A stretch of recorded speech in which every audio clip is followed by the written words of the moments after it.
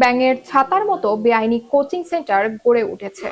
তিনি উল্লেখ করেন এগুলোকে আইনের আওতায় আনা হবে এবং কোনো বেআইনি কোচিং সেন্টার চলবে না।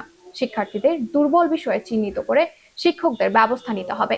ধীরে ধীরে কোচিং সেন্টার শতভাগ বন্ধ করা হবে। শিক্ষামন্ত্রী আ.ন.ম এহসানুল হক মিলন এসব কথা বলেন। বিস্তারিত থাকছে ডেস্ক রিপোর্টে।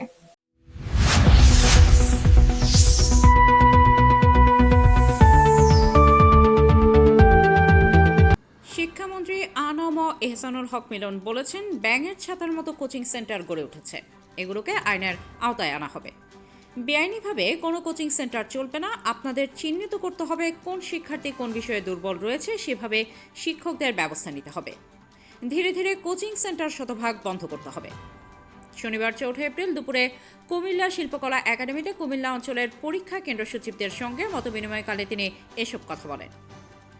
শিক্ষামন্ত্রী বলেন, বিএনপি ক্ষমতায় আসলে দেশের শিক্ষা ব্যবস্থা নকলমুক্ত হয়।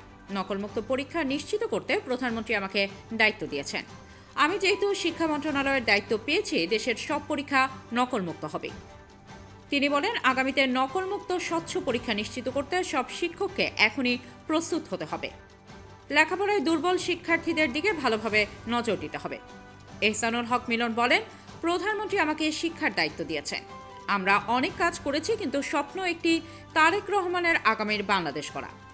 শিক্ষা মন্ত্রণালয় অন্য 10টা মন্ত্রণালয়ের মতো নয়। এখানে যারা কাজ করছেন তারা সবাই সাদকায়ে জারিয়া পাবেন। 1972 থেকে 2001 সাল পর্যন্ত নকলের সহায়তা করেছিলেন শিক্ষকরা উল্লেখ করে তিনি আরও বলেন, 2001 সাল থেকে 2006 সাল আমি নকলের বিরুদ্ধে সংগ্রাম করেছিলাম। পরে আমরা সরে গেলাম, আবার সেই একই অবস্থা।